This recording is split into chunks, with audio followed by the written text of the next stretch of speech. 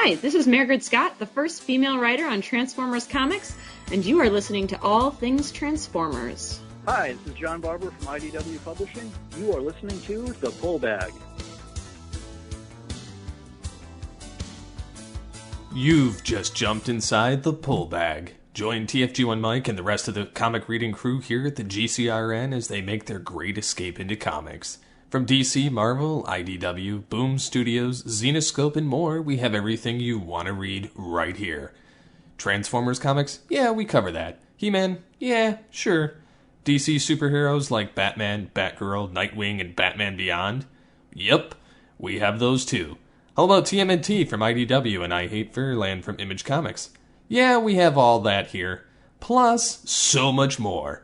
It's all inside the Pull Bag here on the Geekcast Radio Network. So without any further ado, it's time to talk about the comics we are reading right now here inside the Pull Bag. Hit record. Yeah, I did that already. Good job. Count in and start going. Woohoo! My transistors are trembling. Autobotly August 2018 kicks off with something that has been years in the making. The return of the Fembots to All Things Transformers here inside the Pull Bag. This is episode 317 of the Pull Bag. I am your host, TFG and Mike. Joining me are three Fembots that would give Austin Powers a run for his money. First up, we have the Cyclonus lovin', knockout droolin', Nicole Beatles Diva Hailstorm. Hello. Rock on. See? No mention of Rio this time.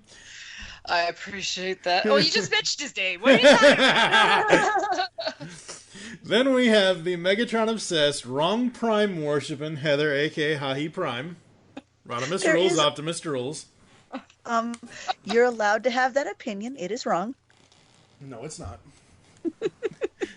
Then there's that Wrecker girl. She wrecks, she rules. It's Amy, a.k.a. Lady Wreck. Woohoo! Not the kicking intro that I expected, but that's okay. Yeah, you interrupt me enough times. You're not worthy enough. Yeah, I of get one. it. Yeah, it's Uh-huh. fine. It's fine. I'll whirl it on you later. I'm sure you will. Today we explore the distant stars with Transformers Windblade. This is the second series that was a part of the Combiner Wars, so this shit is confusing. Amy, so take confusing. this away, because holy crap. Okay. Okay, so before you go, just a little bit of history, folks. We're only currently doing in this episode issues 4 to 7 of the second Windblade series, written by Mairghread Scott, art by Corin Howell.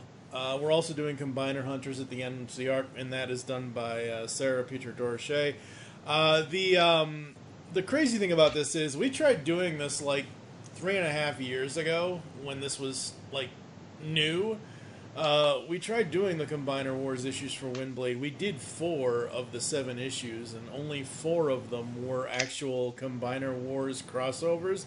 But how this second volume of Windblade is traded is crazy. There's actually 2 trade paperbacks. There's one called Distant Stars, which is what I will be going off of because it's just issues 4 to 7 plus Combiner Hunters, and then they released something more recently called Transformers Windblade Lost City.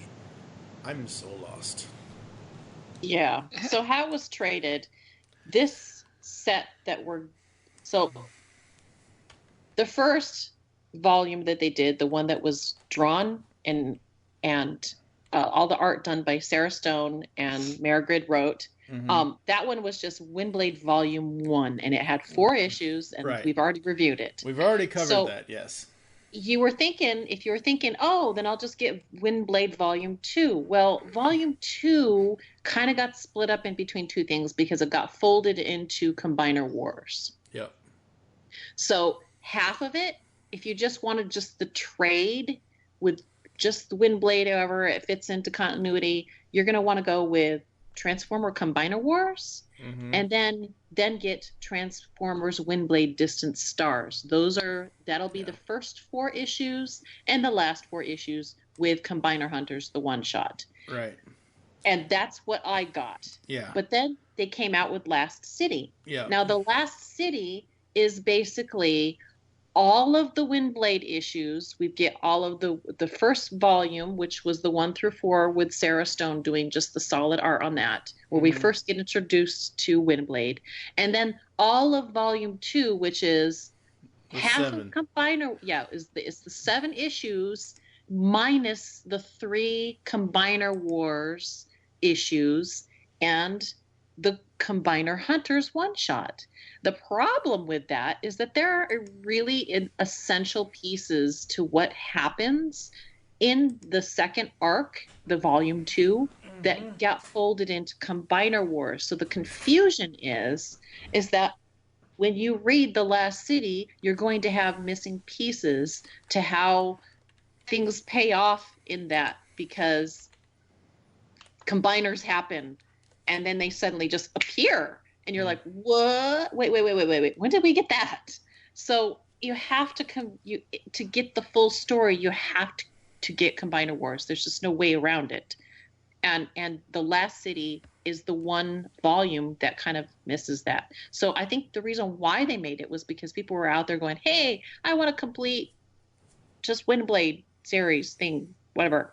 And so that's probably why they put it together like that. I really don't know, other than the fact that it's very confusing if you and here's the thing, because I stopped reading for a little while, then I jumped back in it. I was like going, wait, what issues are these? I'm missing pieces.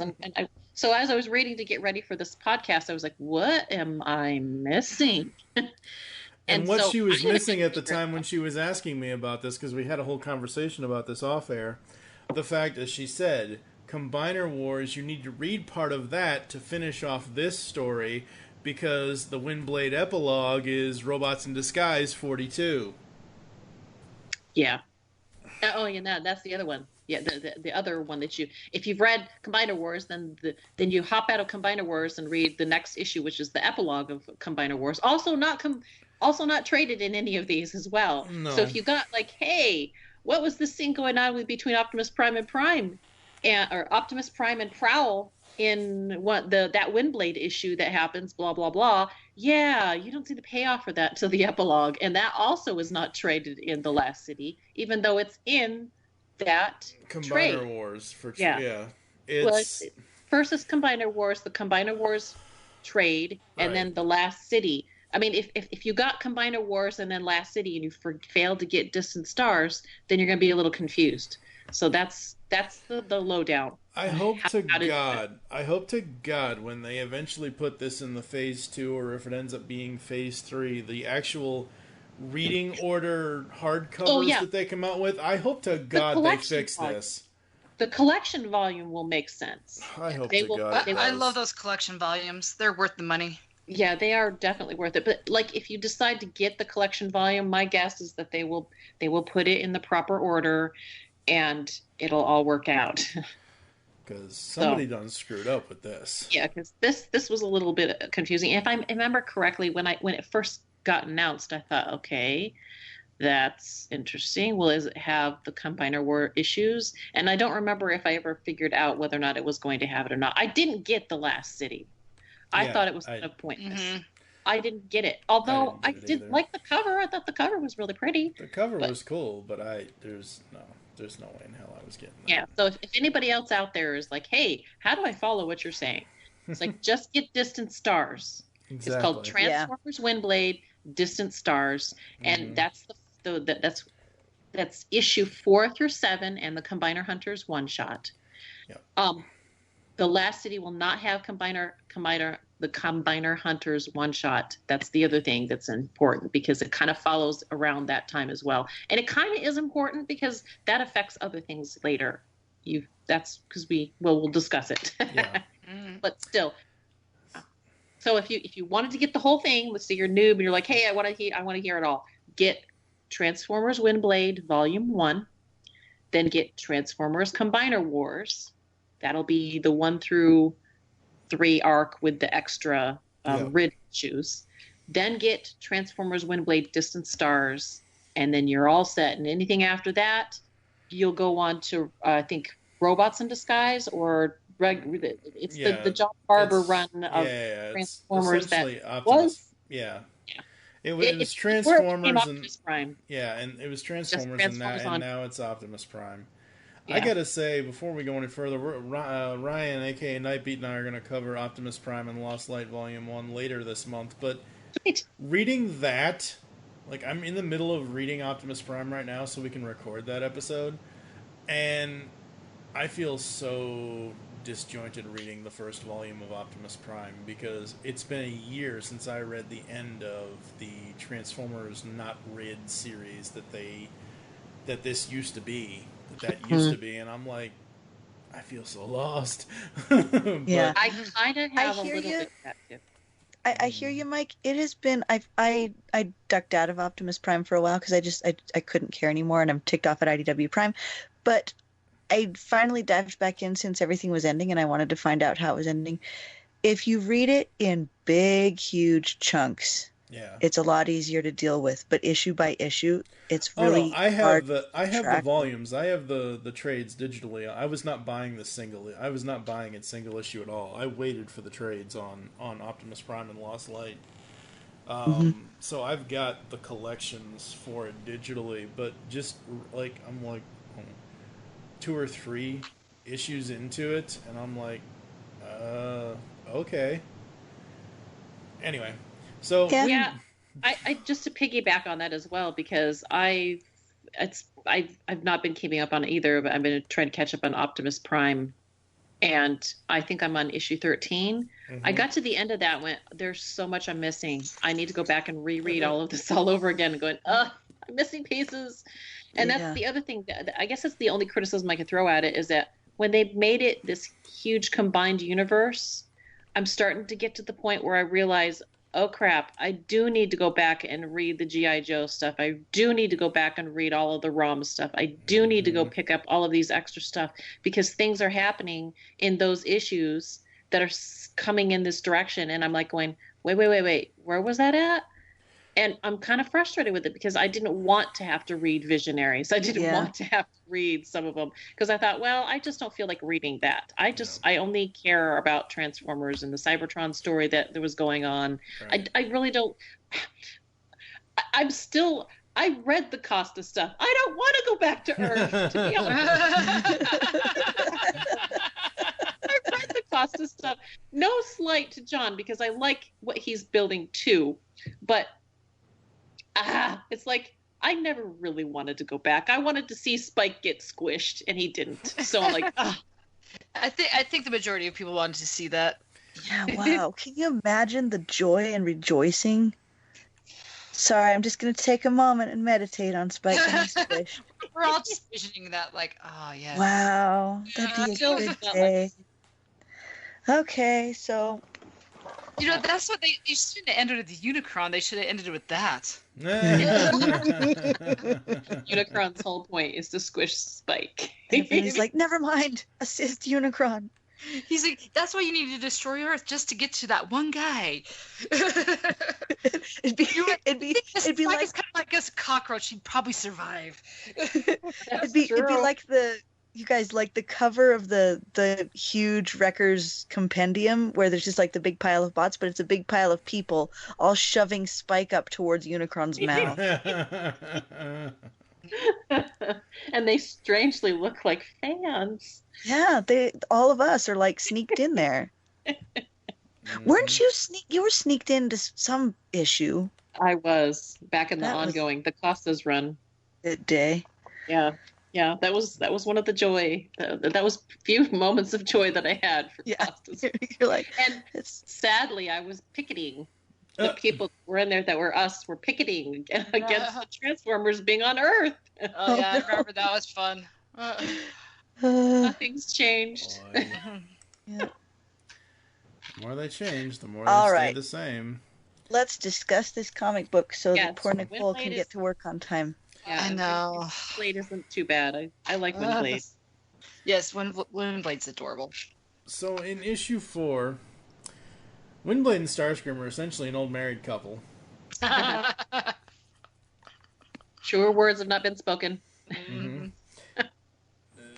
Knockout is hilarious.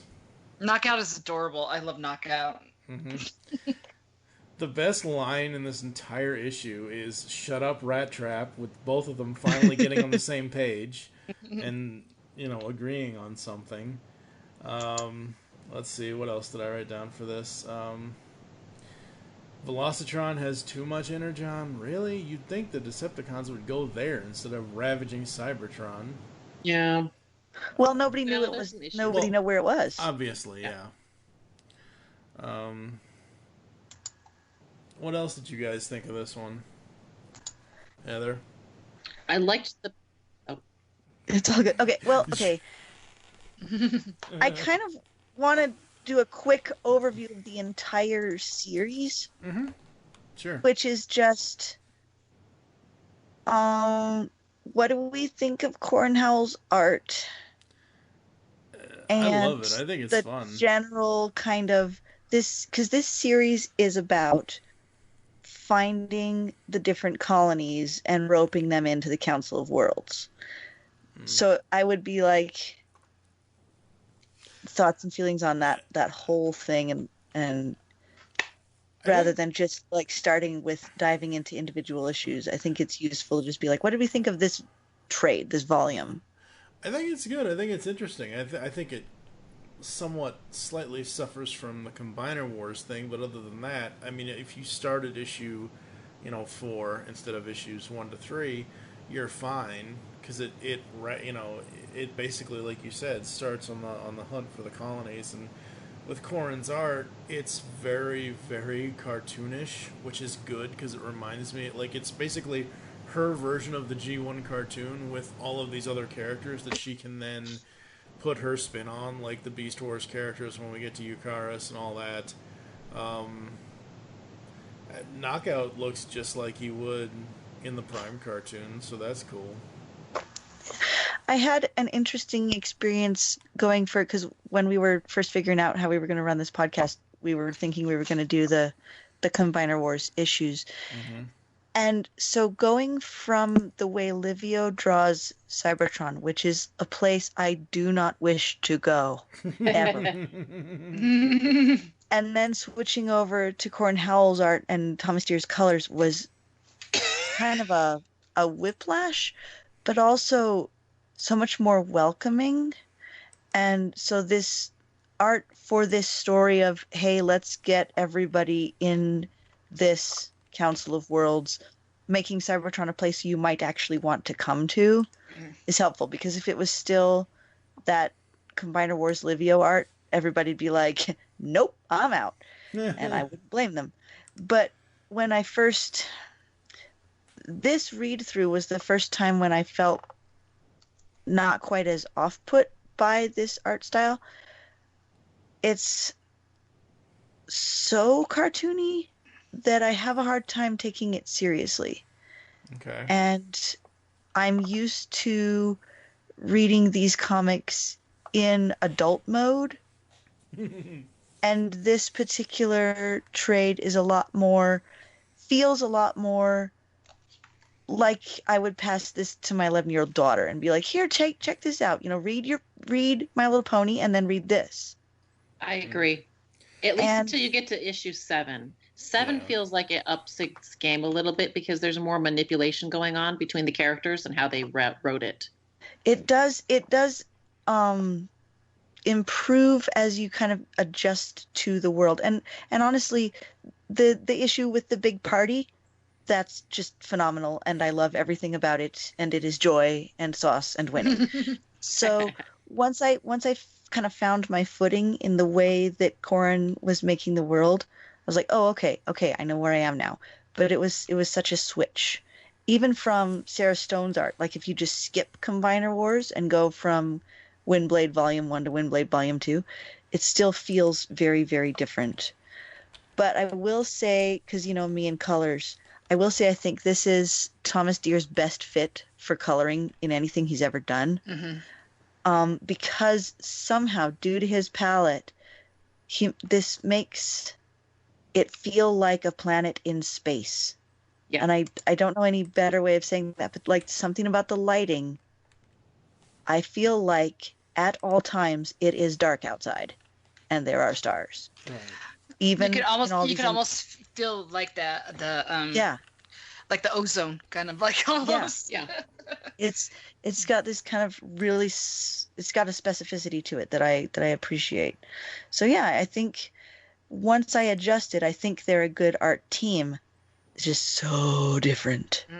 Yeah, at first I'm not used to the art style because I was like you. I'm like, wow, this is really, really cartoonish, like you said. But you know what? I think after the first, probably 7 or 8 pages, I got past it because I realized I don't know. I just got sucked into the storyline, and so somehow it worked. That's cool. See, I had actually a hard time with the storyline too because these were such one-shots. Yeah. And yes, there was political machinations, but it feels a lot more day trippy. Mm-hmm. And that also took me a while to get my head around. But can we talk a little bit of spoilers for stuff that's happening right now? It's been out for a while. Old. Like what? Well, no spoilers for issues that have come out recently, like in the last month or so. Yeah, sure, that's fine. Anything that's more than a week old is fine. The one thing I want to point out about Corin's art on this, on Windblade specifically, is at the time, the first issue, even though Combiner Wars issue was not her, but okay, let's say issue 4. So basically, Combiner Wars Windblade started in March of 2015. By the time we get to issue 4, where this picks up and she's on art, that was June 24th of 2015. At the exact same time, around there, I think June 3rd or so, she was doing a 6-issue series over at DC as well, Batmite, with writer Dan Jurgens.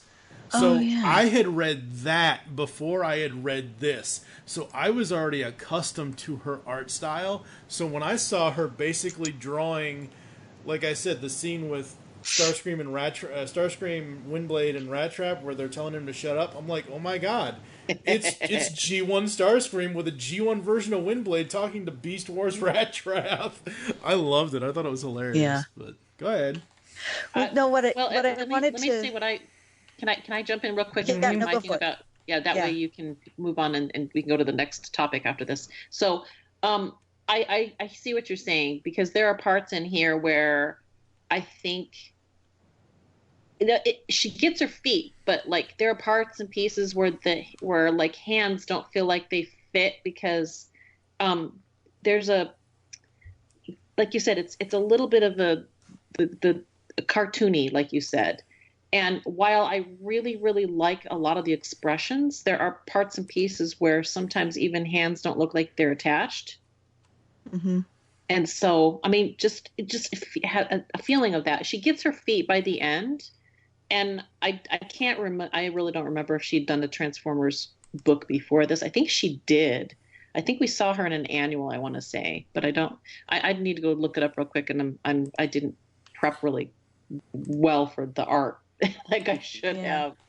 But you're right. I mean, a lot of the points, and that's just the only thing I put on here. But other than that, like, yes, if you go from Levio's art to this, it's a huge switch. But in terms of what they do in the writing, I liked how they moved from Levio's darker, moodier style to this, because the stories are not really heavy. Things happen that make it like interesting. I mean, like Mairghread packs it. She packs it as best as she can without getting too much in there and making it feel like, oh, there's so much going on. It's like, no, they have specific goals and you pay it off, and it gets paid off before the end. You get those goals met by then. So like in terms of writing, I think she did great with that, and we'll probably get more into that later. But like it worked for what the art needed to do. It pulled it off. And so I was like you. By the time I got halfway into it, I was like, oh yeah, this is the art. Oh yeah, that's right. This is not the art that we had before that. And I think that's also a criticism that I think a lot of fans have thrown at a lot of these events, is that sometimes when you get these events and you don't have the same artist on every issue that goes through the event, it's kind of, it detracts from your enjoyment of it, because you're switching from one mood to the next. And sometimes that switch is incredibly huge. Yeah. So cool. Anyway, what I wanted to bring up in terms of story was how much my perception changes of some of the things that happen in this due to the recent stuff with Unicron and the Optimus Prime series. Especially, I remember when they go to Eucharis and there's the bird titan Chella, and I at the time was like, this seems so just random. Why is there this bird titan that is against regular Transformers? And then we've just found out that Shockwave went and lived there with his fursuit Onyx Prime outfit on, and made them be against, people who turn into cars, so that he could have his own kind of group. And, somebody on the internet correct me if I've got this wrong, because I'm still trying to figure it all out. But so there's that, and then the fact that Unicron has eaten all these guys by now. Like, all these guys are dead. Velocitron is dead. Eucharis is dead. And it's so different going back and reading this now. There's this weird sense of nostalgia. I'm like, oh, they're dead. Wow. Yes. Oh my gosh, Somebody you're replaced so Heather with Shattered Glass Optimus. That's what they've done now at this point. That's You get that. You get this when reading, at least because that's all the only volume I've read so far is Unicron, the Zero issue, the comic book free comic book issue that came out this last May, of May of 2018. You read that, and that's where you get the, oh crap, everybody's been gulped and eaten, and Yeah. that's it. I was like, well, that sucks. Yeah. It made Unicron weirdly real going through and reading this, because those issues are so packed and huge and wild and crazy, but all of a sudden just taking a moment to be a little quieter and being like, here, meet these people, and meanwhile I'm like, oh, they're dead. And that's why that reviewer Right. that review, yeah. it made no sense what he said, because I'm like, yeah, if you've been reading and you find that certain big bad, Unicron has eaten people, that makes him a incredible huge, that makes him like the ultimate villain. He just gulped places and they didn't catch it until now. Yeah. Huh? Yeah. What? And Yeah. and if anyone goes back and listens to Nicole and I on that episode of All Things Transformers, I did contact the guy. And I did. I wasn't mean or anything like that. I just said, "Have you been reading for the last 12 years, or is this something you're just even jumping for the last onto?" year? Yeah, or even Or for the pre-read last, anything. Yeah. And he basically said, "No, I love the original, franchise. I love the franchise in general. I, wanted to see what Unicron was going to do since he's coming in, and he just felt that it was a lackluster issue, and that's." It's fine. That's his opinion. It's understandable, I guess. If you haven't read anything else, you don't feel the impact of what's going on. Yeah. And not that I'm going to try to review Unicron right now, because that's later down the road. Way later. Yeah. Yeah. But it's just, again, like and maybe this is a criticism as well, because now I feel like, and I've mentioned this before, that I have to read everything else coming into getting ready to read Unicron and see the end of everything. It's the whole purpose why I'm currently reading Optimus Prime and Lost Light right now, because within this month of Transformers comics here inside the Pullback on All Things Transformers, Ryan and I are doing both volumes 1 of each, Optimus Prime and Lost Light, and volumes 2 of each. So we're not going to get to Unicron until next year. We're just not. Yeah. Am I going to read it to find out what the heck happens? Oh yeah, I am. But it's not going to be covered here on the podcast until next year. Sometime. Because there's I don't too know. much to do. Yeah, there's too much to review. It's just way too much. It is what it is. Yeah. It's crazy. Yeah. Yeah. I think anyhow, I find not that we want to drag this one down, because this was really a fun read, to be honest. It is fun. Yeah, absolutely. Yeah. And I will say, just to close off, I find every time I read any sort of story that goes over multiple issues, the first issue feels a little iffy. And then when you read the whole thing over again, you're like, oh, I get it, and it's cool. So we just have to give ourselves time to kind of bed our roots down into the story, and then we kind of... That's the challenge of being a reviewer, though, is the fact that you have to be right then. You have to review such a small portion of a bigger whole, and sometimes you can't really do that till you have the whole whole. Yeah. Everybody just does their best. Yay, the internet. Yep. Very much so. Just the fact that we do live in a society now where people just demand instant thoughts, and we can't even have completely formed thoughts, so we just kind of go, the thought. Yeah. But anyway. Yeah. All right. It's kind of like, oh shit, what are we going to do now?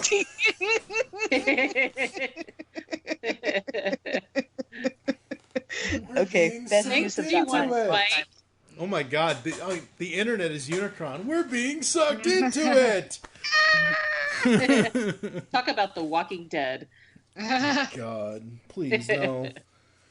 Well, the reference, maybe you know what the reference I'm talking about. It's not the zombies who are the Walking Dead. It's the survivors. Yeah. Of course. Okay. Nicole, you've been awfully silent over there. Oh, I'm just listening. I know you are. What do you want me to say? I don't know what else to say.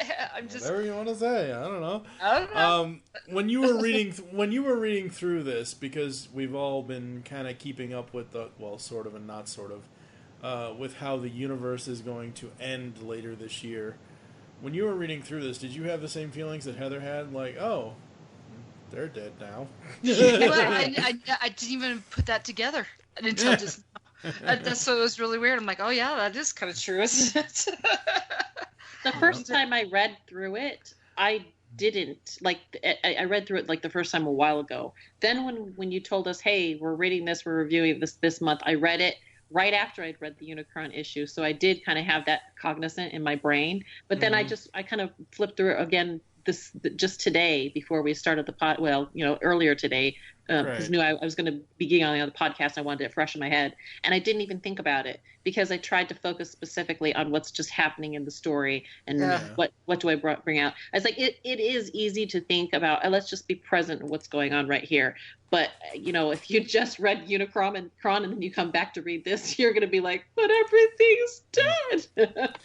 It's like I said at the end of the last episode of All Things Transformers that Nicole and I did, the way this universe ends, the only thing that's left to say is, till all are gone.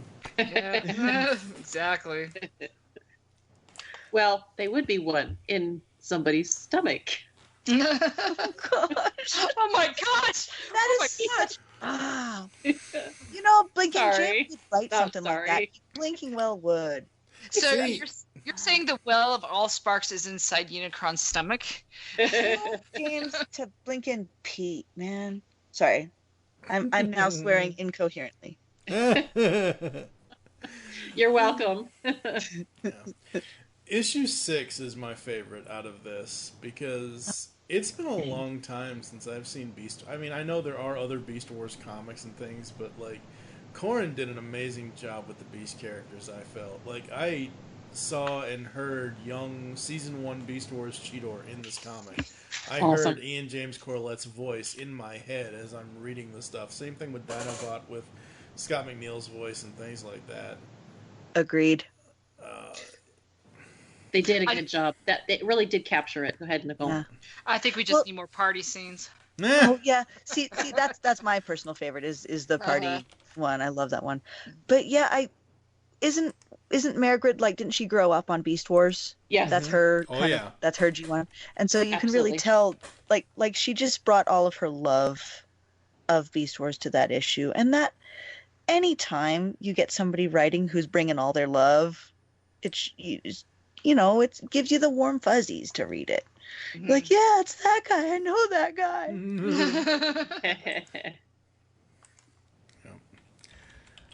But this series was, even with the Combiner Wars stuff and having to follow it in that, this series was if this had been able to stand alone away from Combiner Wars, it would have been even better than what it already is. But this series still explores so many facets of all of these characters.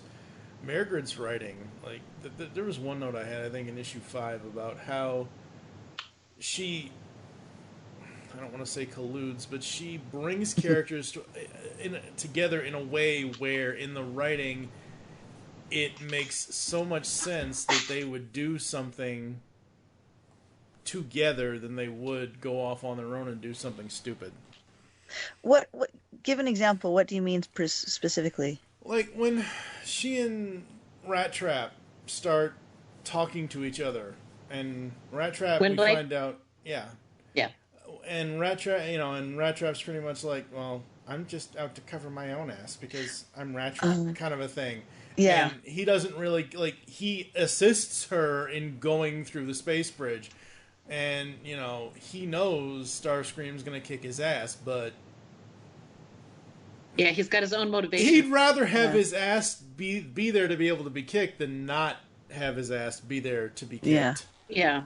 It's quite interesting because up until this series, we're not quite sure who Rattrap is with. At first, we think he's with Starscream, but in this one, you definitely get this feeling that he's working on his own.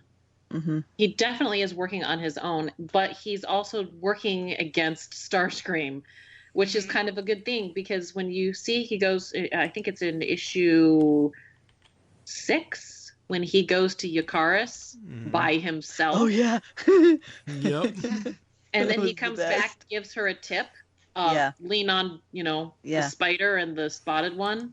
Yeah. It's just like, it's the little things like that. And you're like, it's what makes me really like Rattrap because he's a wild card. You don't know where his loyalties really lie. And they really kind of just, and this is very true of the character that we got in Beast Wars. It kind of just is his own self. He's got his own motivations, and sometimes they line up with everybody, and sometimes they don't. Mm-hmm. Yeah, I agree.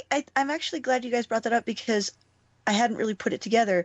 But the way John Barber writes Rattrap, I never really quite grokked him as a character. But then as soon as Mairghread got him, and through this trade series of issues, we really start to be like, oh yeah, that's who Rattrap is, and it makes all of the other stuff that he does really coalesce into a character that we're like, yep, we get it. Because he's working, he's kind of being Prowl's sort of man on the inside too. He feels like the guy who's saying he'll work with anybody just to try and stay alive, like you were saying. And yeah, I think this really serves his character well, this series of issues that we're reviewing. And even the stuff we got previously with him, it's kind of like he was getting to know how things function. Like, I haven't been on Cybertron for a while, so let's see how the political atmosphere is. Let's see how people, and he just kind of observes and does what he's supposed to do until he gets to a point where he's got all the pieces that he needs, and now he starts playing his own game. And that's where I kind of feel like he started playing his own game.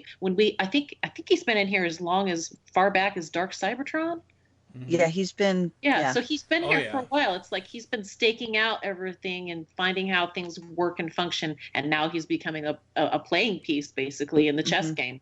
And I love that about his character. Yeah, so, yeah, you're right. This is really good Rattrap development. So, yay, Rattrap. He's always been a complex character. Mm-hmm. He's a good character. Yeah. Mm-hmm. Yeah. This story was just so good, and how they wrapped this up. I was wondering why the hell, when this first came out, I'm like, why the hell is Alita on the throne? I'm like, oh no. This is why I love issue 7. And then I looked at the picture more, and I'm like, ugh. Starscream and Windblade's head's on a pike. Ugh, no. The thing that I was surprised with Alita is how big she was, because she's bigger than Starscream, and I was just like, this girl's massive. But can I give a shout out to my girl Strika? Come on. Oh yeah. Heck yeah. Heck yeah. I was so happy to see the Strika love, because Strika's the bomb. I love that woman. God, I love it. What is she? She's got like some good lines. I'm trying to not be loud. I do not attack. I terminate. Terminate, yeah. Because that was her line in Beast Machines, obviously. Mm-hmm. Oh, I'd forgotten about that. Mm-hmm. Yay! See, Beast Machines is such a forgotten series. I wish people would love that series more. Not you. I'm not talking about you specifically. I'm just saying in general, like, you ask somebody, what's your least favorite Transformers series? They're either going to say the Unicron trilogy or Beast Machines. And I'm like, why don't you like Beast Machines? Come on. It was too touchy-feely. Oh, shut up. No, Beast Machines had Jetstorm. Come on, it's worth it. Exactly. I think Beast Machines is the Livio Ramondelli of Transformers. It is. It very much is. It's like you either love it or you hate it. Mm-hmm. I liked the music. The music is the sauce. Yeah, the music is the sauce. So this is the reason why I liked issue 7, is because it's so dark and gritty, and there are pieces to it that you're like, what did she just? Oh my gosh, everything there is made out of pieces of people.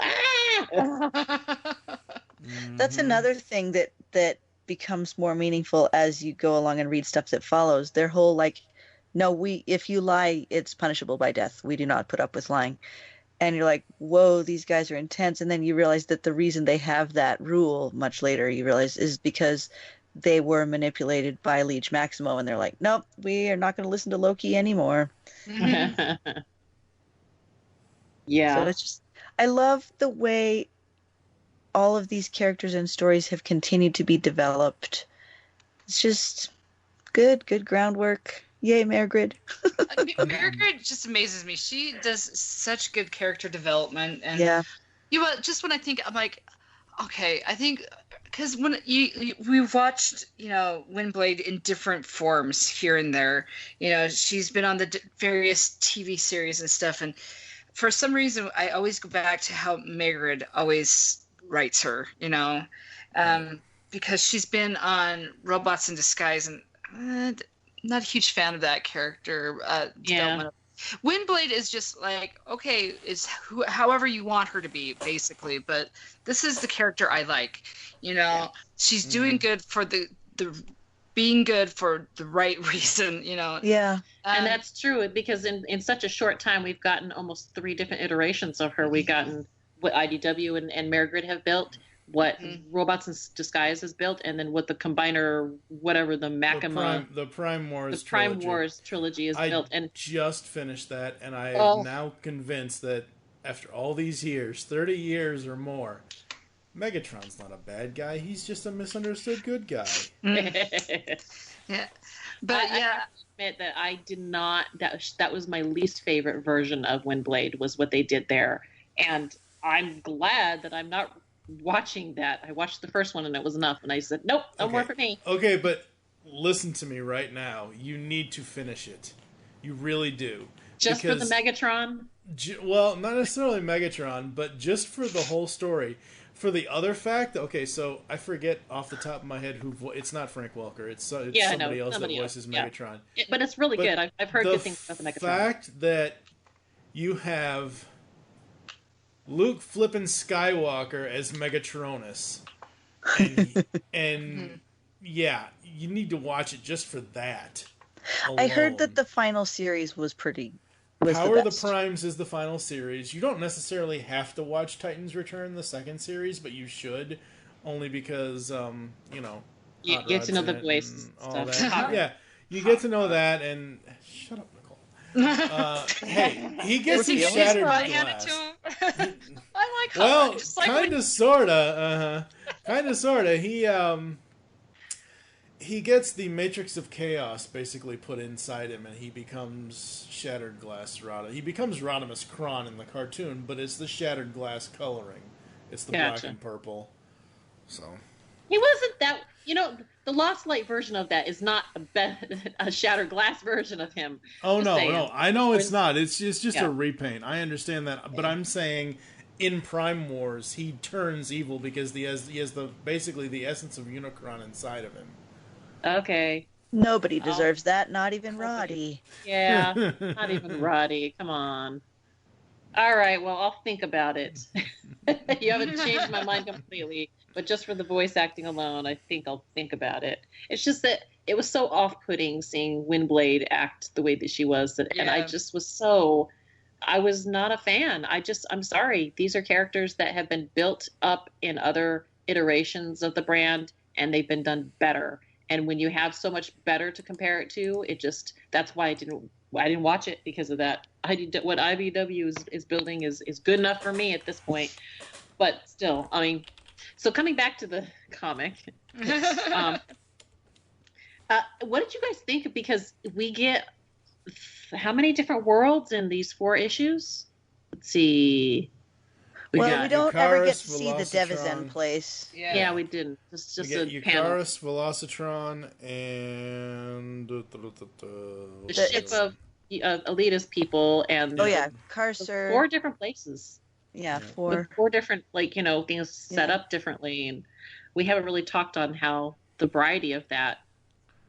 So that was one of the things I put in my notes. I was like, hey, we should talk about the differences between the different. Not everybody seems like they've gotten that they've done well since they all split from Cybertron. Even though Cybertron did the worst, it almost feels like Cybertron isn't as worse off as some of these other places. Yeah, I don't know. They all have bad things that happen to them because they all split off. and part of my thing is when is someone Mairghread or whomever?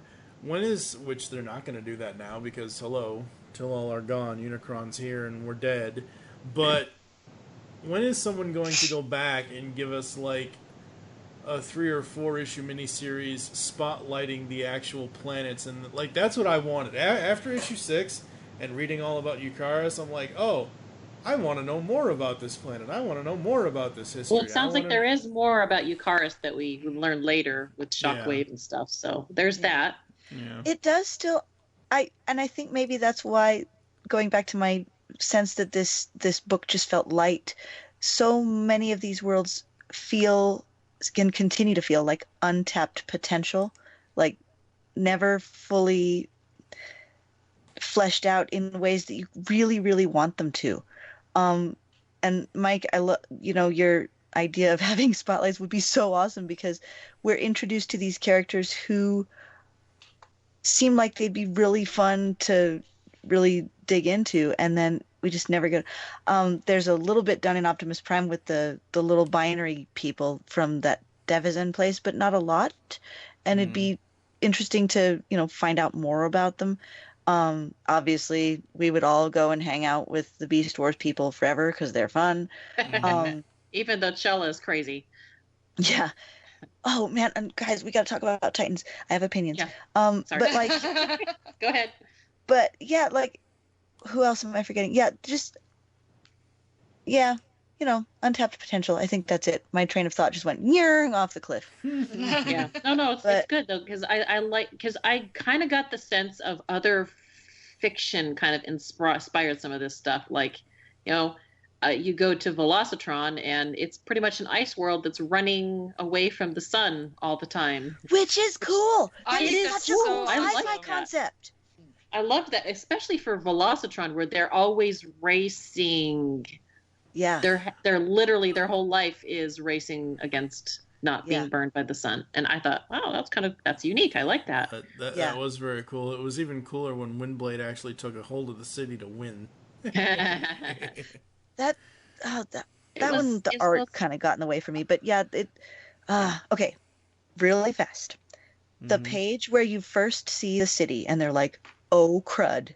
You see the giant city rolling towards you and the fire in the background. Yeah. That's the one where I most desperately wanted another artist on that page. Because can you imagine Alex Milne? Oh yeah, that'd be awesome. The weight of this city was not big enough to pull it off. It wasn't big enough. Didn't feel and it at even just the background, the way the background is done and the way the colors are done, it doesn't quite feel like, I was like, is it just a really bright sunrise? There's not that sense of, oh crud, we are all going to die. Yeah. There's multiple cities that are like this, so it's like it has to be.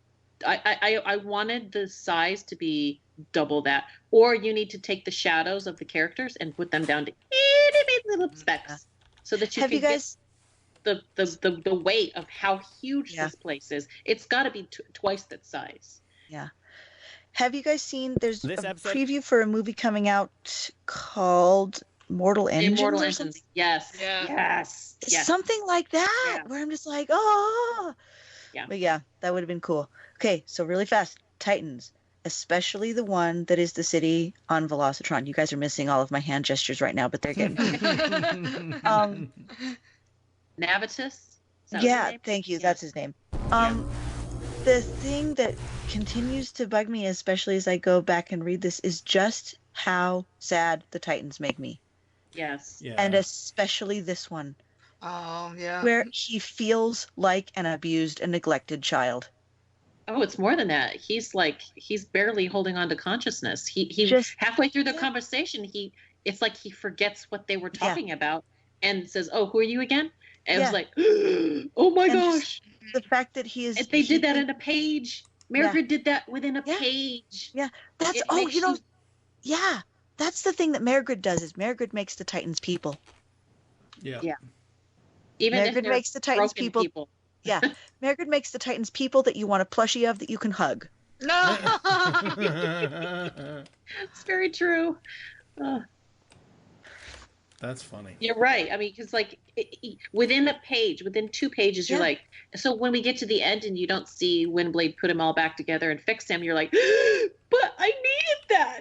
Yeah, You know, Yeah, I needed that. Mike, please put Ratchet, like a little soundbite of Ratchet in right there. I needed that. But yes, I needed that by the end of this issue, and then we don't get it, and I was like, but Yeah. what about Navitus? What Yeah. about it? What about him? Is he going to get fixed? So somebody has to come back and fix this guy, even if he's going to get eaten. Yeah, that falls into the stories that you want to see and never quite get to see. And maybe that's why we love this version of Windblade so much, because right now the world is so gray. See, and this is another thing about Maigread's writing. You feel for this character, even though you don't see a face with it. You see this, like, the orb. My gosh. Oh yeah, his brain. Yeah. Yeah, there's the brain capacity, and you're just like, you feel for this just structure. You're just like, oh my gosh, this is the being right here, and you're not seeing the face or the emotions that are coming out of it. That's how good you the just writing. see this little dialogue. Yeah. This little dialogue thing down, going round and round and round and round and round. Yeah. You get the buzz of that, and I thought that was brilliant. How just with a word, writing it over and over and over again, like they did, you got an instant idea of exactly what's going on. Yeah. I know. I mean, to be able to make an emotion, or makes you feel for just this sphere of metal, you're just like, oh my gosh, yeah, that's good writing right there. Yeah. Very good writing. Yeah. But what I was going to say about what makes Windblade stand out so much in the IDW universe is that we see her over and over trying to help, genuinely caring about people. And this is why I love her. We get that so rarely from anyone. I mean, I would say, James does his schmoopy people, but Sean Barber is a lot less about here's a person trying to be kind. He's a lot more about plot driven. Here's everybody trying to get things done. Yeah. What he doesn't realize is you have to be cruel to be kind. Well, see, Mairghread shows that. She shows Windblade having to make compromises, and we feel her being lessened by them. Yeah. She's a very empathetic. Yeah. There we go. Empathic? Who cares? Empathic, yes. Whatever. I think fits that's her. true. Yes, I love it. This is her character too, because not only she's the only one that can speak. She's one of the few city speakers that can speak to Titans, and so she's more empathetic than any other character I think in the whole series. To be honest, that I've seen, besides Rung. Bless Rung. And even Rung's not always super great at it. Sometimes he tries. He's wrong. Yeah, he tries. Yeah. He tries. But you're right. I mean, Windblade is that, and maybe that's the reason why she's such a standout character, is because Mairghread has gotten in her and created this so well that I don't want anything else. I want that because in all of the characters that we have, she's probably the most empathetic. And you're right. Everything that she does takes a piece of her.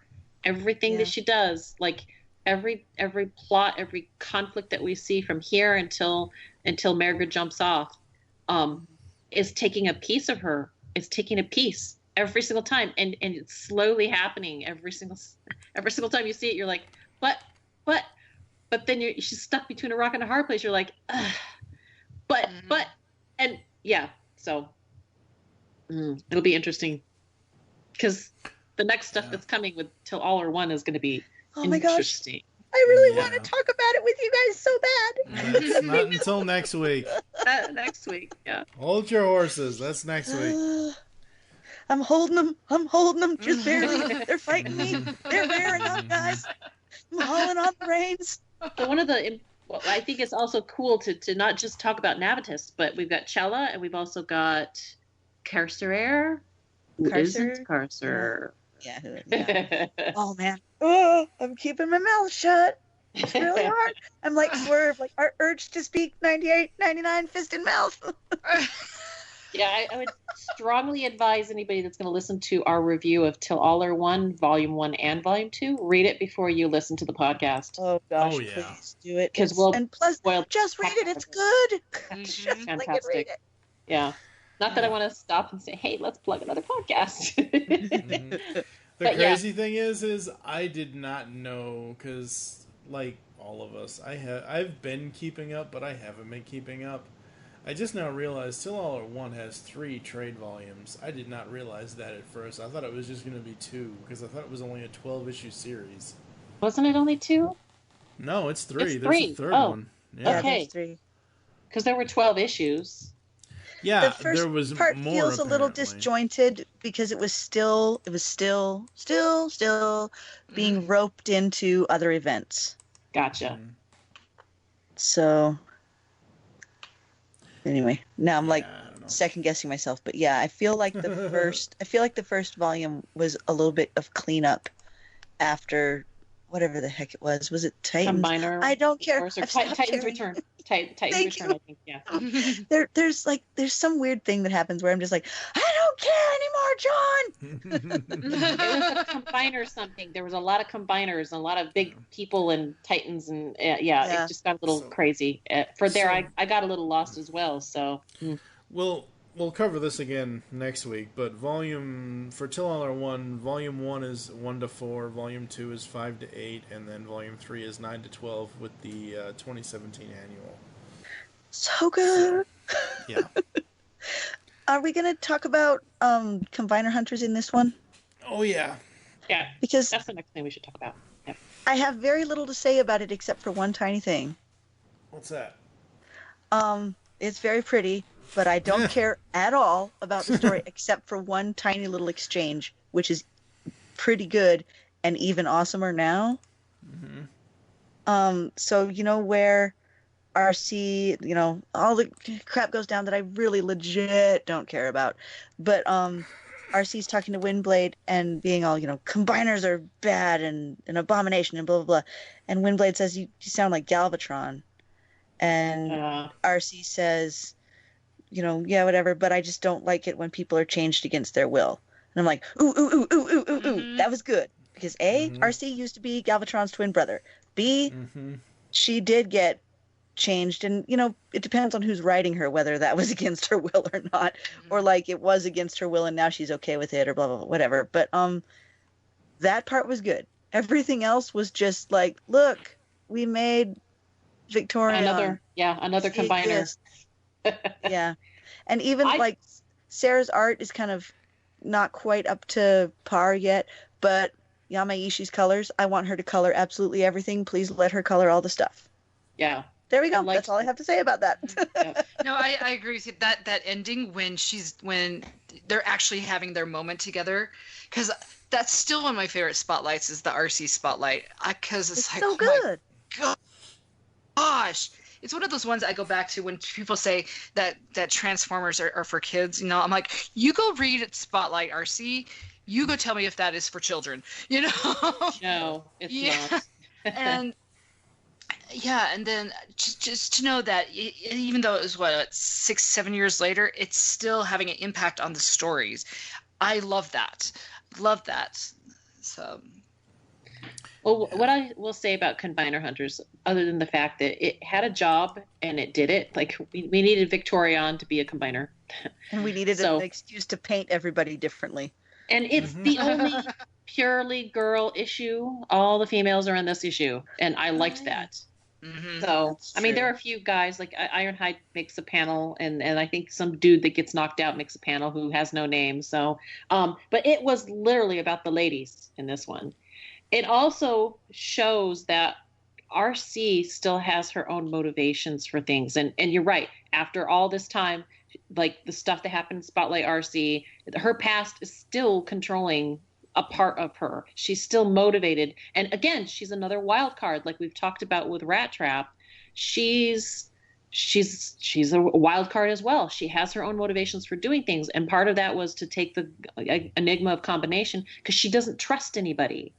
And so that was the other thing, is she has to kind of, again, she takes something on faith because she sees that Windblade is, again, doing this little pieces. She's conceding these little pieces of playing dirty. She's having to learn how to play dirty. And I like that we get that moment in this issue, even though it was like, hey, it's all girls and, combiners. There were other things going on. I mean, the conflict is just a vehicle for what's really going on with the characters, and that's why I really loved this issue. So, it's quite interesting. So you really liked it? I did. I liked it I didn't care about the conflict. What I cared about is what's going on with the characters. What I cared about was the fact that, RC is doing something that she feels very strongly about, and they're having their first meet of all the ladies in the same issue.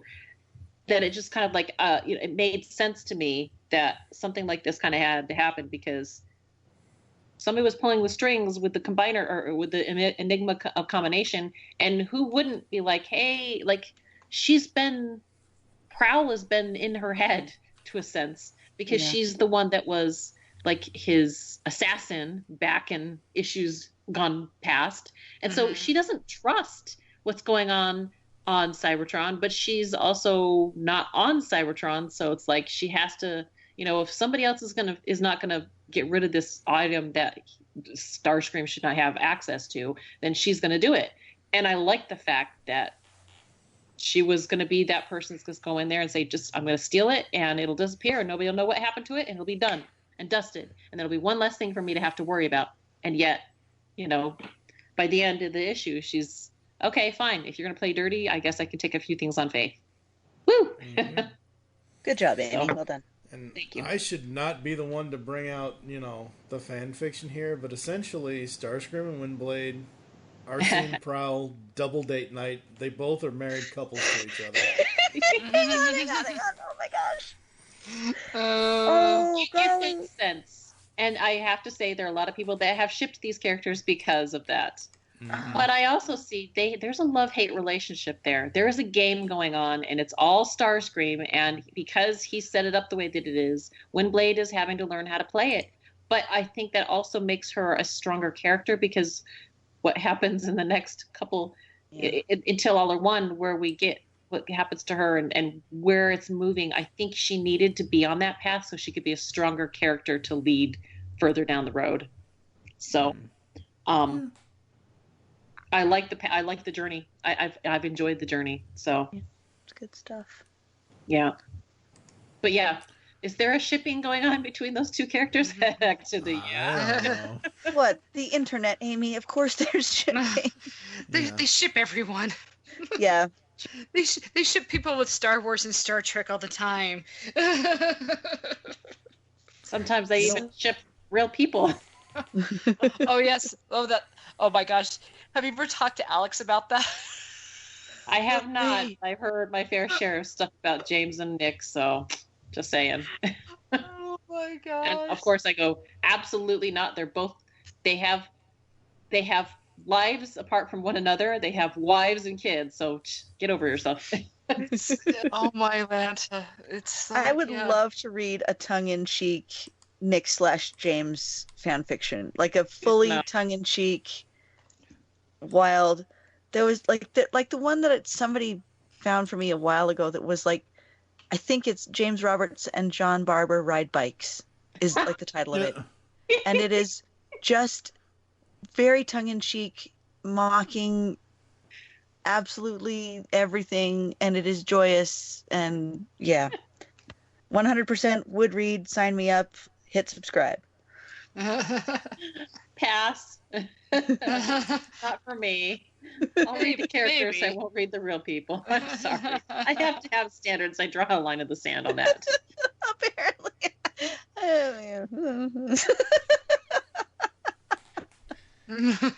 It's crazy that Whirl has standards and Optimus Prime doesn't.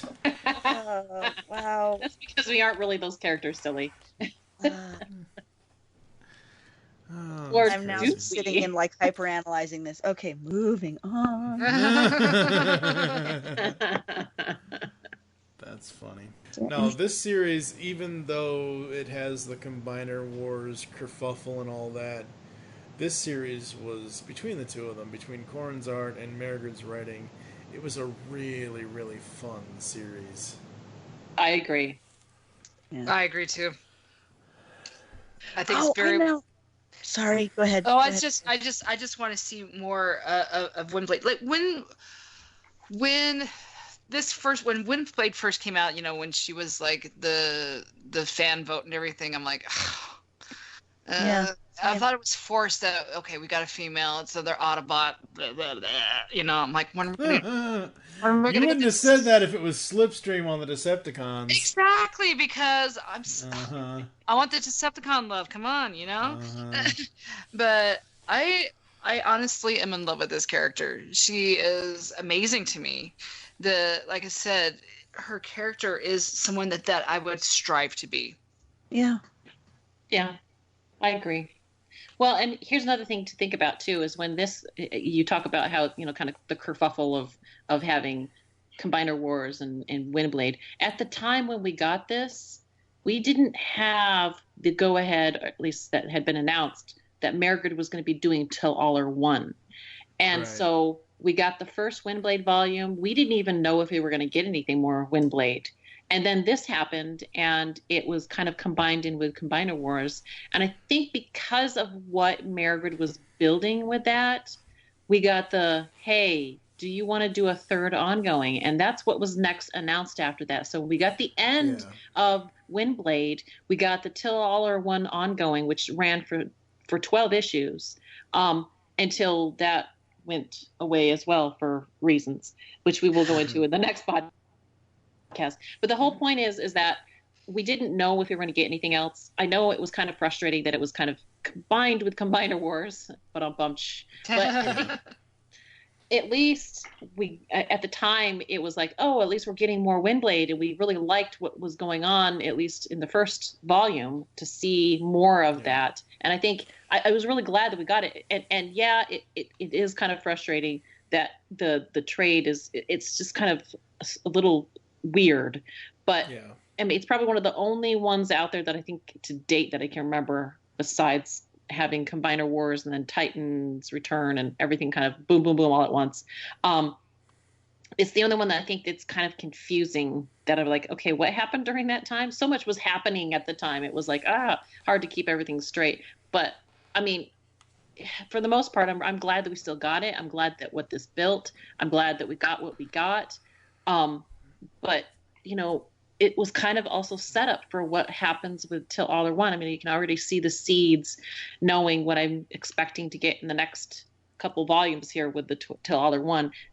She laid a lot of ground within these four to 5 issues, and it set everything up. And I kind of like to think that because she was working with John and he was saying, you're really building this, you're really into this, you've got a lot of energy, because she does. Mairghread has a lot of energy. She's very, I would say, she's very motivated, and she has a lot of ambition.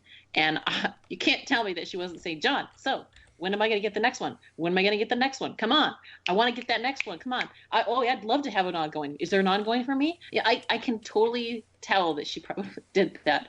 And because of her energy, sometimes that does have a good effect on, if you've got a lot of energy, a lot of ideas and ready to go right. And people see that you have the ability to do it and do it well. Why would they not give it to you? So, yeah, and it's been fun with Mairghread's been great. I hope she comes back.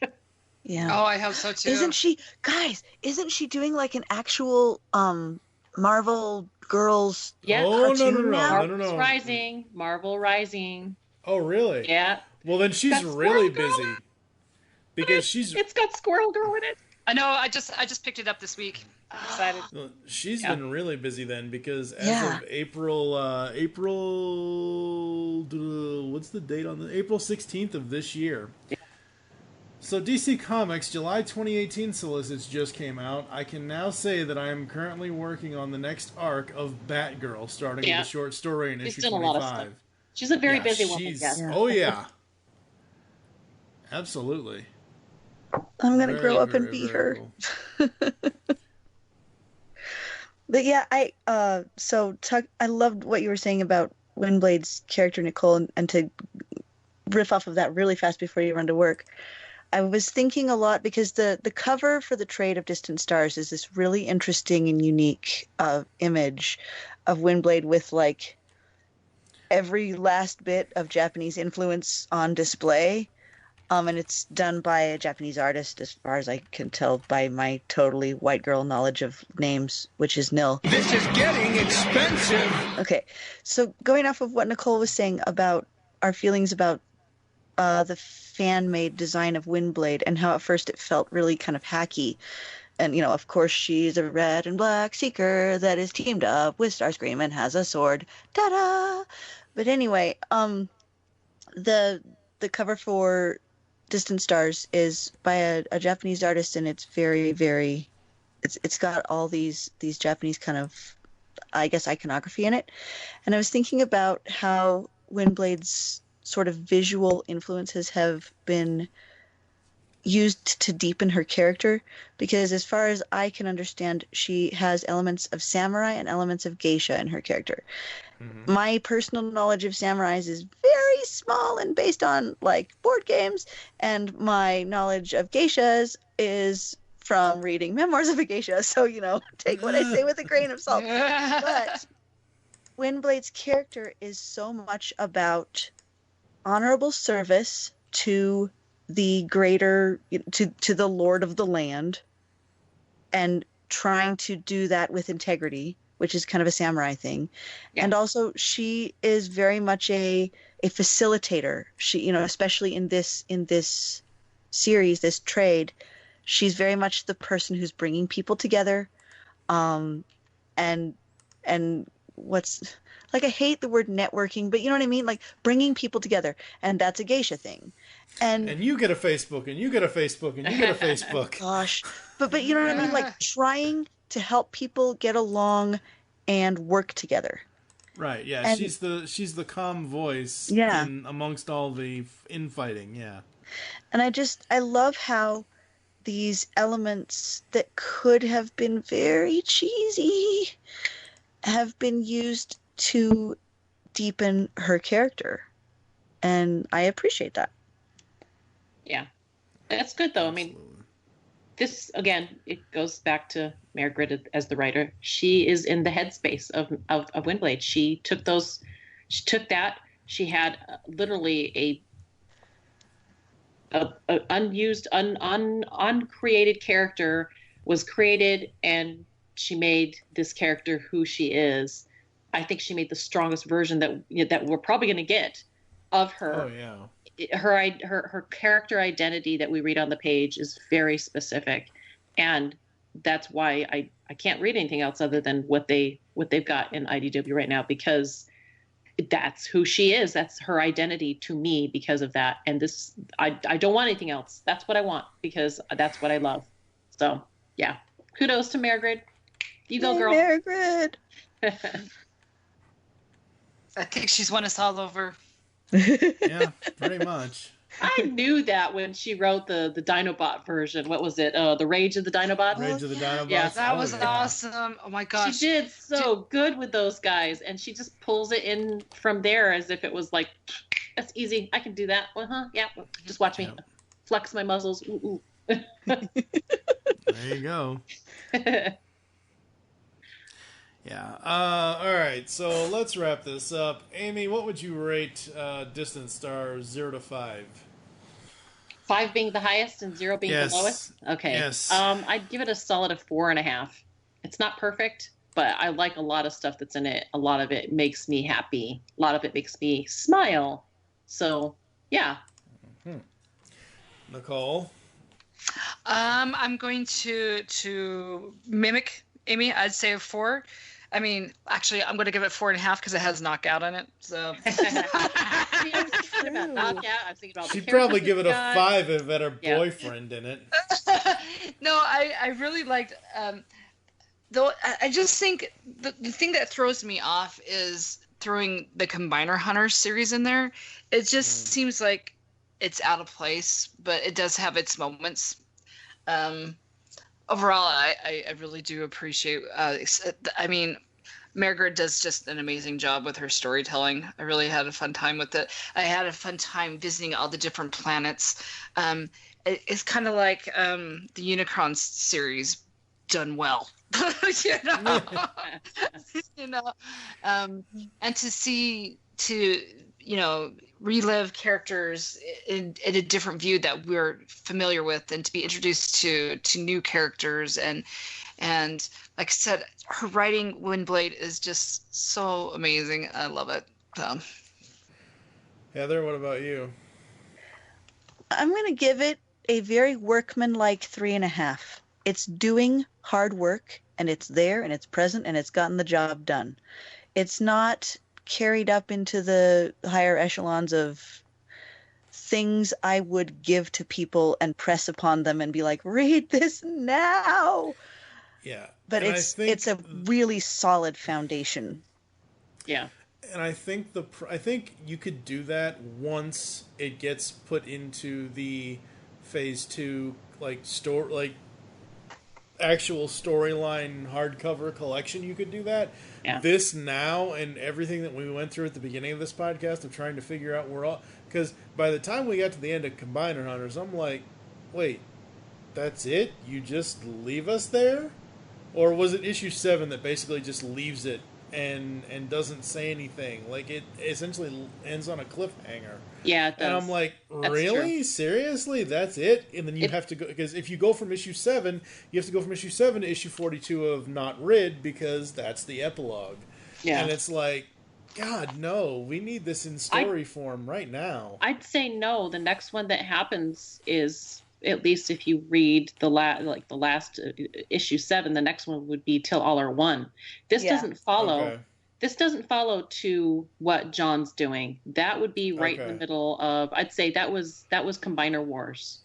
But the thing is, you have to read Combiner Wars to get to Distant Stars, because what happens in Combiner Wars is very important. If I wanted to give a standalone Windblade issue or standalone Windblade story, I would be giving somebody Windblade Volume 1.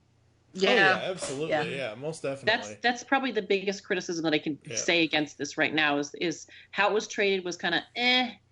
But again, if you look at the timing and you look at what we were getting, we were lucky just to be getting more Windblade at the time, and we didn't know we were going to get Till All Are One. So, I just didn't think. I don't think that. I don't think that that should play a role in how I vote on. Oh, no, it's not. That's other than that, that wasn't my point. It's not going to affect I wouldn't let that affect a rating of it, but I'm just saying, in order to recommend it to somebody, you're going to have to wait until it's collected in the phase 2 full-on story order thing. Yeah. Or all right, you know what, guys? Or something. I gotta throw out a dissenting opinion on this. I would be absolutely fine handing someone Windblade Volume 1 and Windblade Volume 2 and not even bothering with the intervening story. I think the trades on their own are okay. I mean, I can pick up Windblade Volume 2, Distant Stars, and start at the beginning and just kind of infer everything else. And I don't feel lost. However, the Last City version, I'm sure I would feel lost if it's got those. Yeah, that'd feel lost. Yep. But so if we don't get too hung up on one trade that was poorly put together out of all the trades that IDW have done, which I'd say really they do a pretty good job. Yeah. You know, just make sure everybody knows, don't bother with this version, get this other version, and then you'll be fine. Yeah. So anyways, I was just like, you know what? I'm going to throw this out there. Yeah. No, that's completely fair though, because I mean, the Last City seems to be like the only misstep that I think I've ever seen them trade. So other than that, you know, but yeah. Yeah. All right, for me, I'm probably gonna give it a between all of your all's ratings. I'm gonna give it between a 3.5 and a 4. It was really good. I really enjoyed it. I felt that you could follow along. They opened each issue with, you know, following along fine. You didn't really have to read the first 3 like at all. I read this in single issue. Like, it was at least a year before I bought the whenever the Distant Stars trade came out. It was a year after that I probably bought it. I had originally had it as all 7 single issues, and I read it fine. So yeah, 3.5 or 4 for me. I'm trying to think.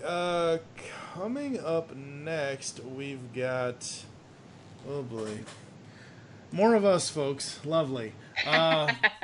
We've got Till All Are One is next week, so that's what's happening inside the pull bag then. Amy, where can the people find you online? Best place to find me is on Twitter at Lady of Rack.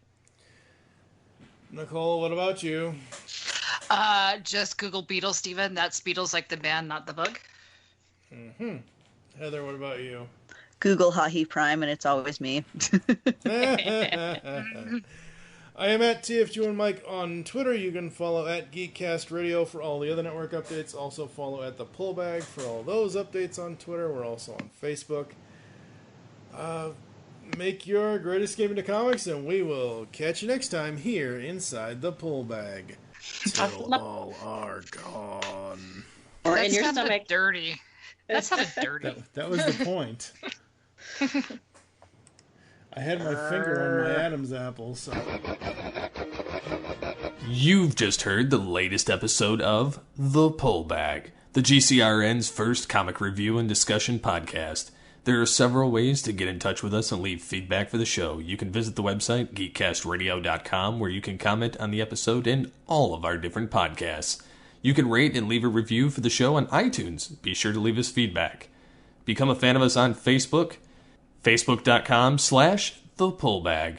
Send us an email, feedback at geekcastradio.com. Follow us on Twitter at thepullbag and at geekcastradio. So until next time, make your great escape into comics and unleash the geek in you.